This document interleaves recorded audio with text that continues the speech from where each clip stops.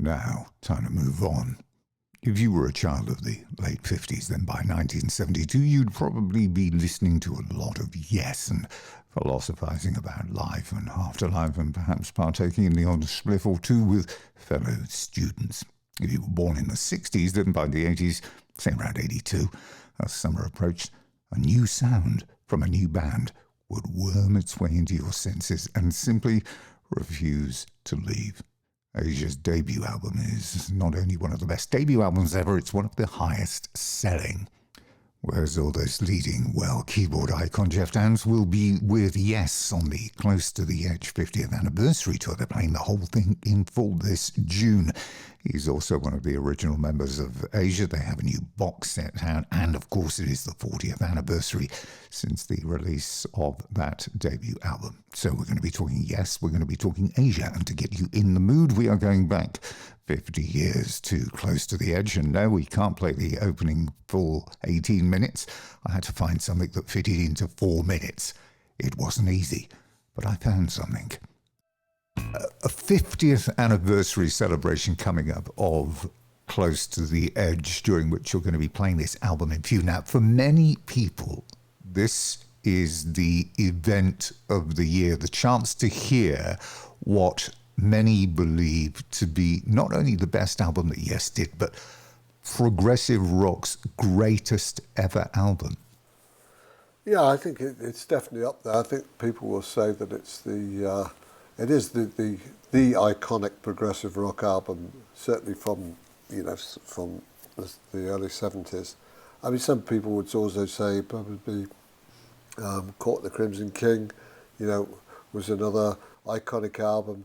But I certainly think that Close to the Edge is up there, and for me it was a very important album because it was, it was the backdrop of many evenings spent as a student up in Leeds, where I was at the time, and it's a privilege to be able to be playing it. It's a very varied album. It's an album that's got a lot of dynamics to it, as you would think about a classical music composition. So I think that's one of the things why it's really stood the test of time, why it's endeared itself to many music fans around the world. Do you actually remember hearing it for the first time and sitting there thinking either, wow, this is amazing, or did it take time to grow? I think it took time to grow because I think I was really into Time and a Word and the Yes album when I was in my early years at college, and then I think 2 years later the big one came out, and I remember there was a guy in the house. We had a kind of one of these student houses, and one of the guys there, I mean, he must have played it non-stop every day for about 6 months, so I got to know it very well, just mentally.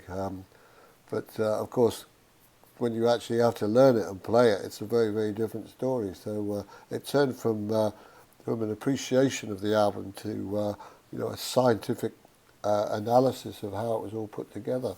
Yeah, I heard, or I read rather, somebody say in a piece just discussing the album, because this is what people do with prog rock. They sit and they discuss it and they dissect it and they try to input their own meanings to it and their own feelings surrounding it. And this guy said, do you know what? He said, I've come to the conclusion that the opening side one, is the greatest piece of classical music of the 20th century. Yeah, I mean, it is. If you look at it, you've got to say that.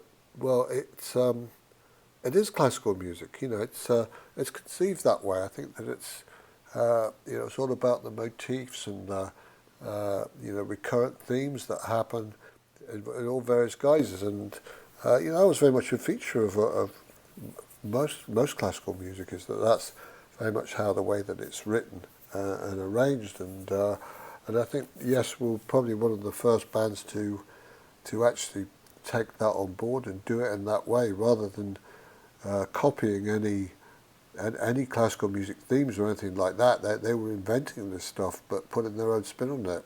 And I think that's one of the reasons why the album has stayed in people's psyche for so long, is that these themes are like sort of hooks.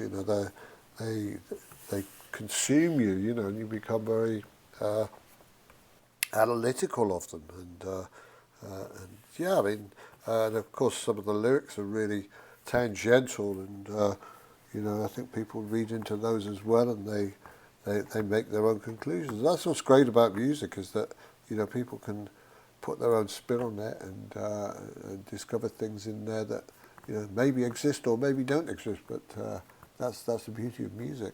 Yeah, it's funny actually you mentioned the lyrical content, because John's lyrics became quite spiritual at some point. He was talking about closing chapter side 1, saying the end verse is about passing on from one world to another and feeling fantastic about it. And he added at the end of that, he said, "Death has never frightened me since."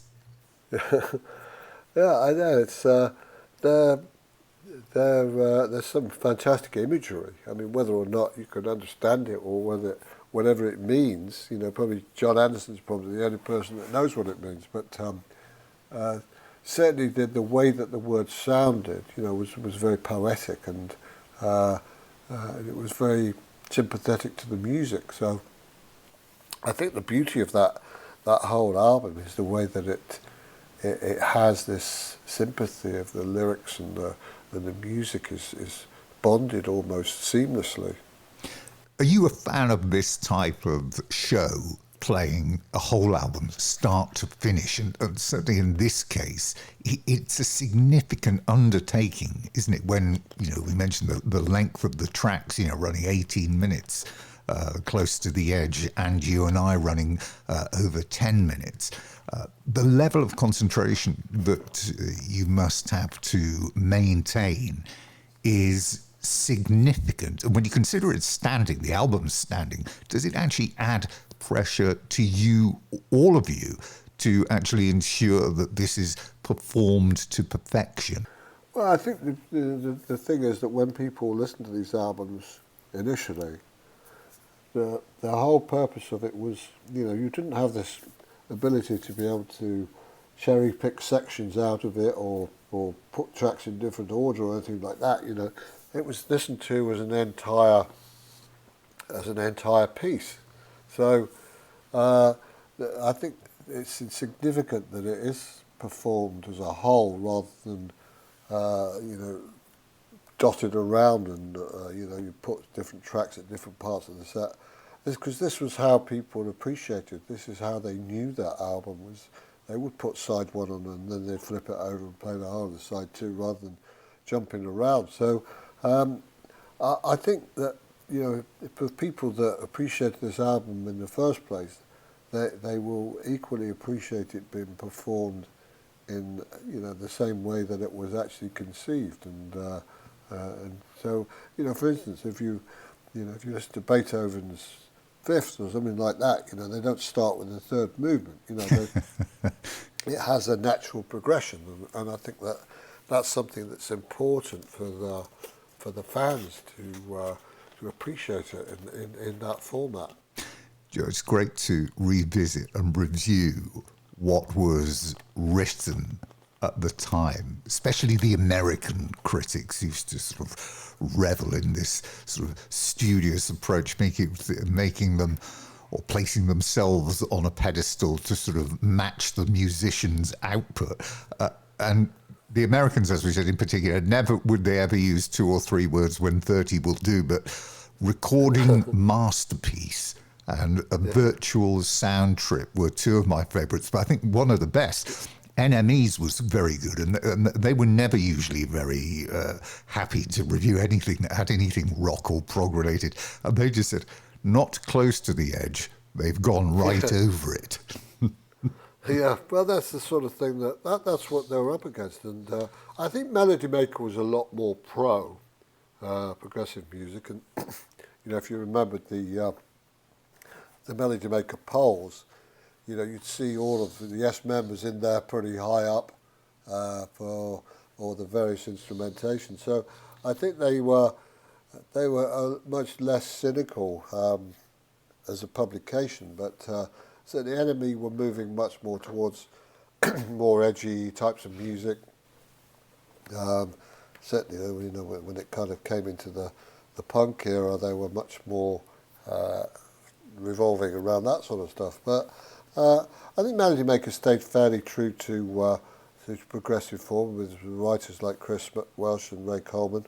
But certainly, I think that it started to become, progressive music started to have a bit of a passé feel to it when, you know, when the 70s progressed. I think that people started to find it a bit overblown and a bit too much, and I think that's how it progressed generally. So I think by the end of the 70s, most of those bands that had been active in that period, with the exception of Yes, but certainly King Crimson and ELP, had really, you know, they'd sort of done it really at that point. And so it was interesting to see when I joined Yes that Yes I'd have moved into another era, moved into the 80s, and of course that's, you know, it was a whole, you know, it was not the sort of progressive music that you'd see on, say, Close to the Edge or even Relay, you know. Yeah. I'd say Alan White must have some tales to tell for sure, because he stepped in to do the tour when Bill Bruford, because it was Bill Bruford's, obviously it was his last album, and he didn't do the tour.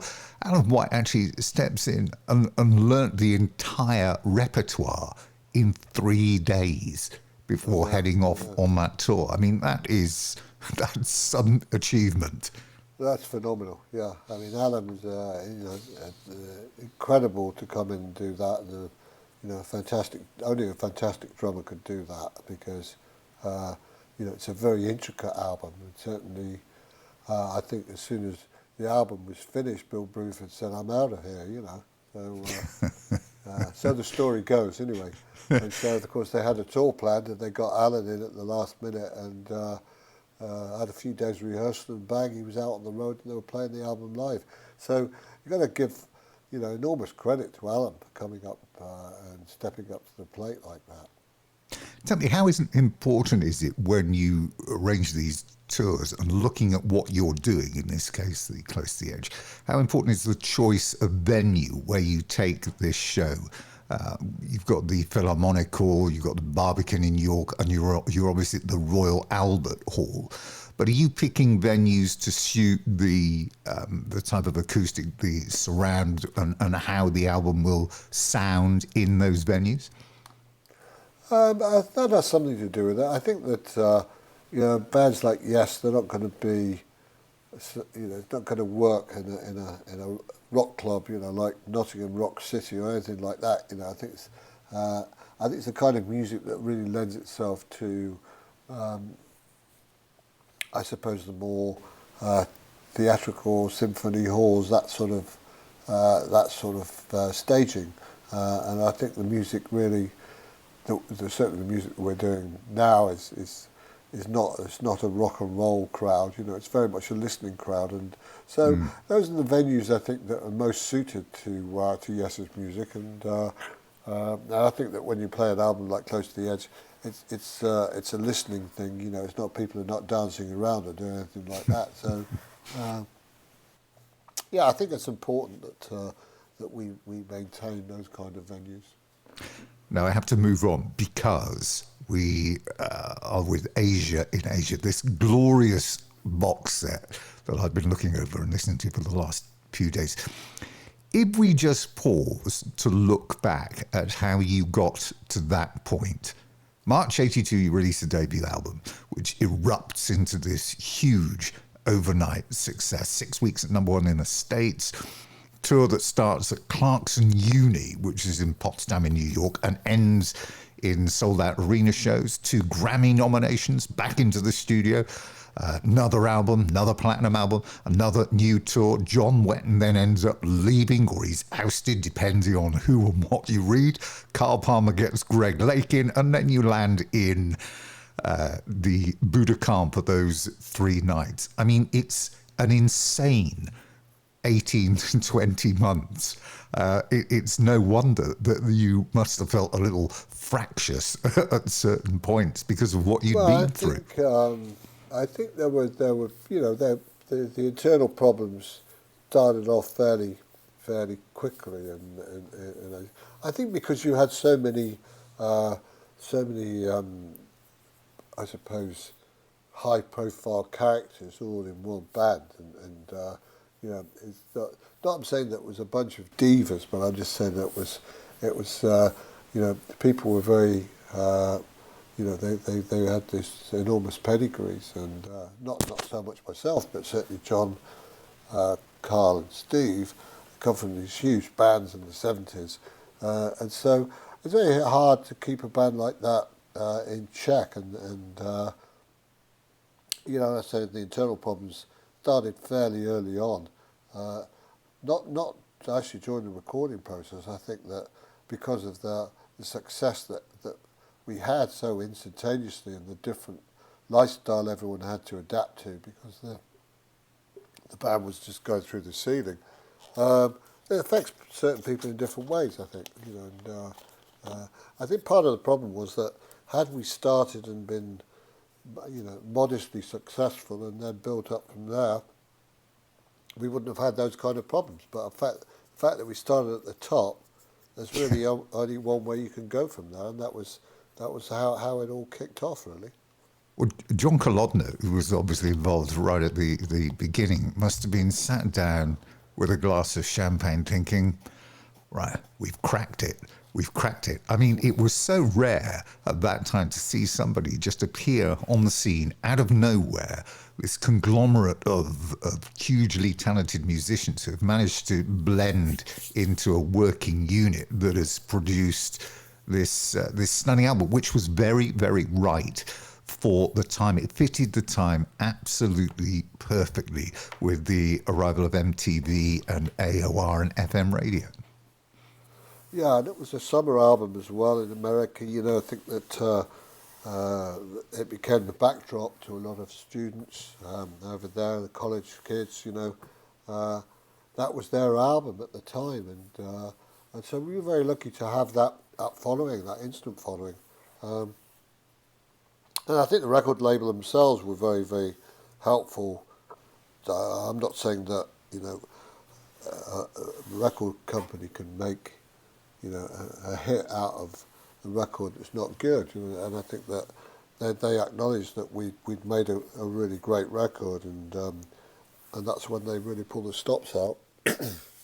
So on the eve of this tour, the Japanese tour, I mean, how did you feel when John was suddenly not in the band? Because his sound is so unique, and there are so few people that could have stepped in.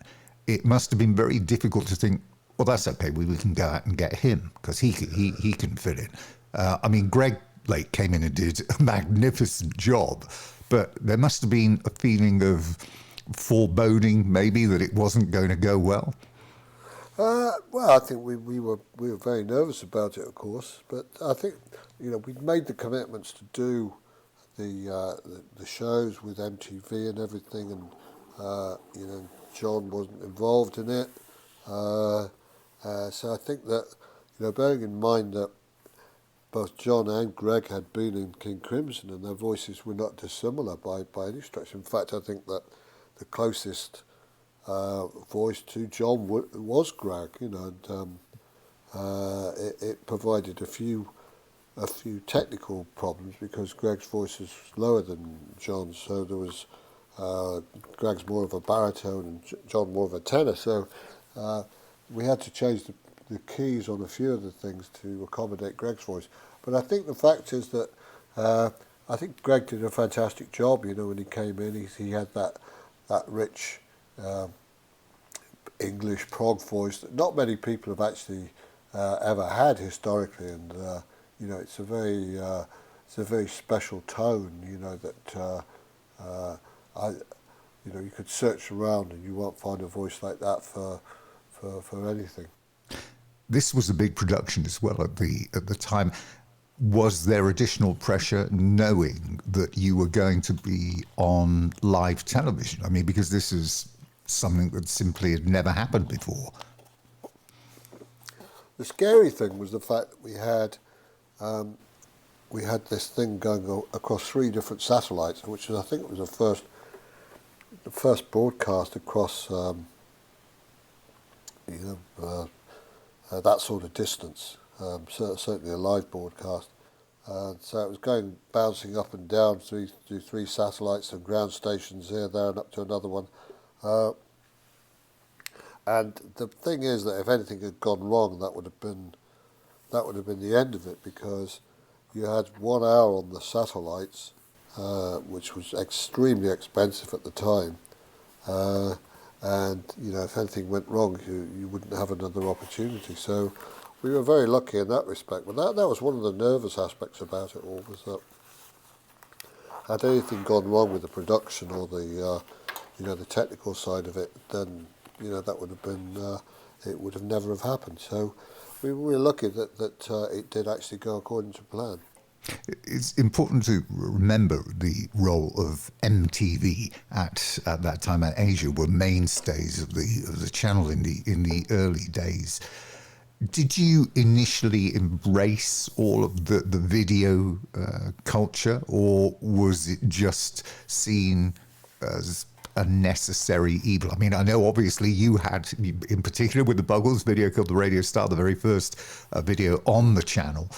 So you were obviously, aware of its importance. But was everybody else on board as well? Well, I think you had to be. I think every record label under the sun wanted to get their artists on there. So it was a very competitive. I suppose a very competitive concept at the time, that because the record labels knew how powerful that visual medium was for selling their artists.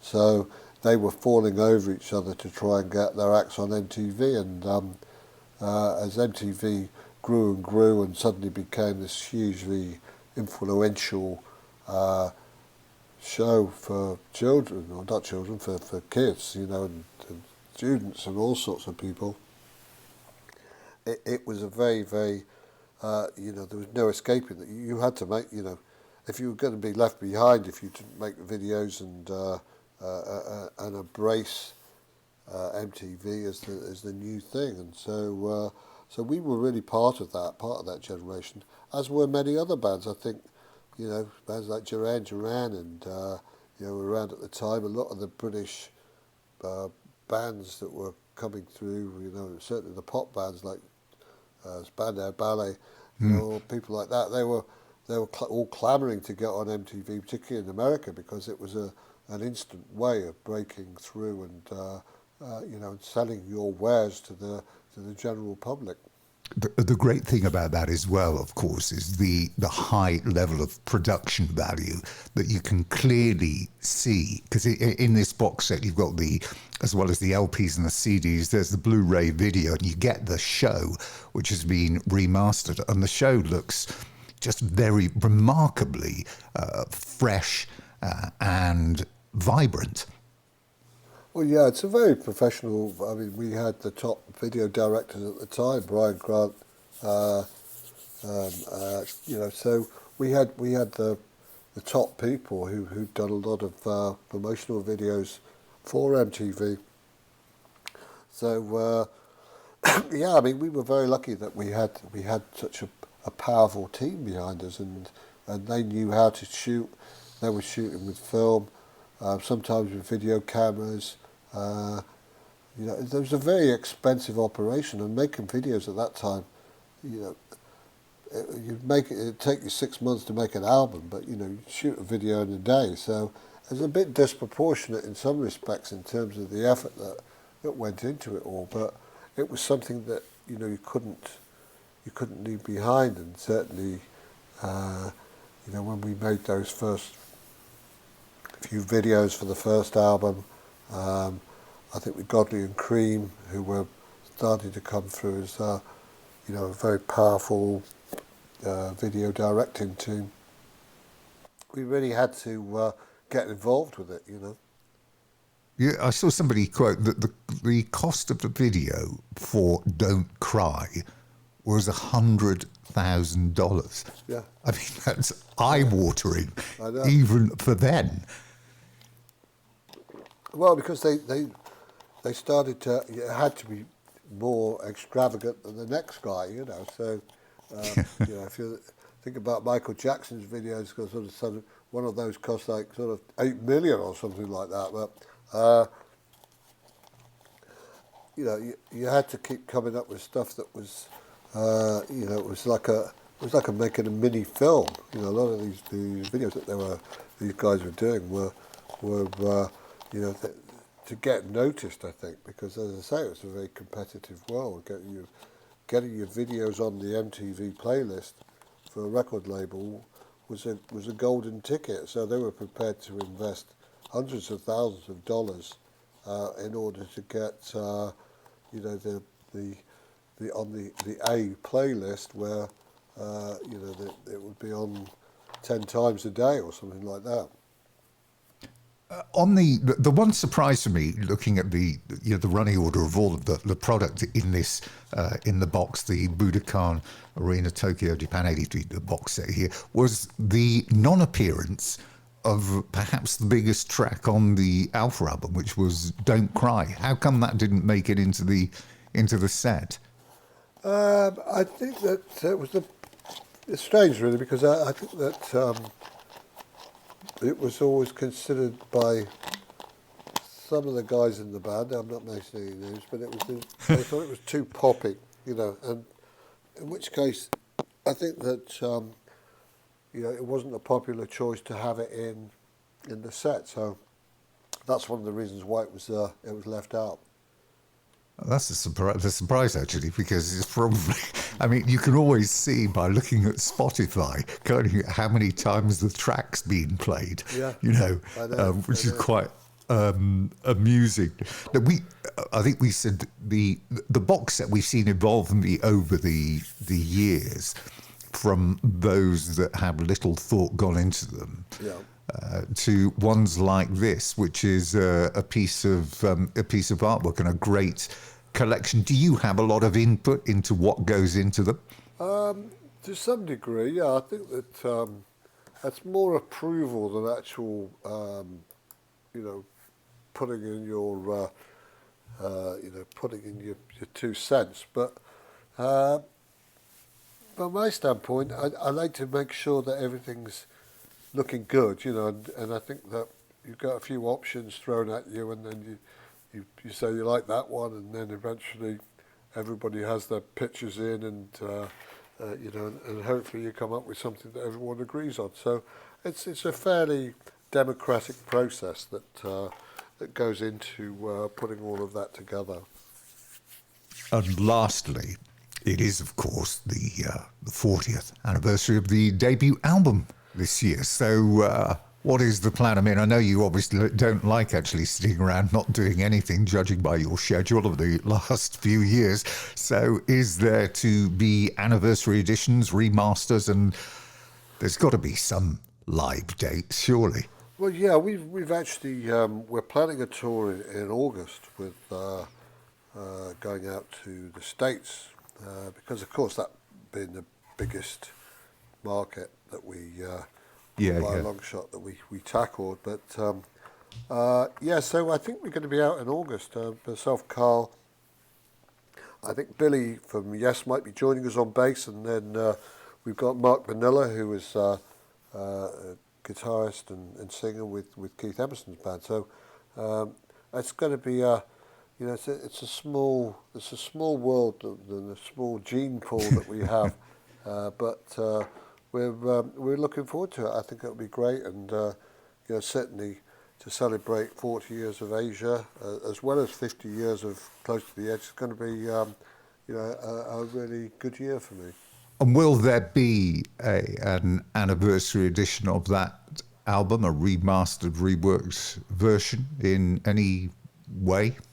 As far as I know, there's nothing actually planned as yet, but I certainly think that it would be a shame Oh, absolutely. not to, not to celebrate it in some way.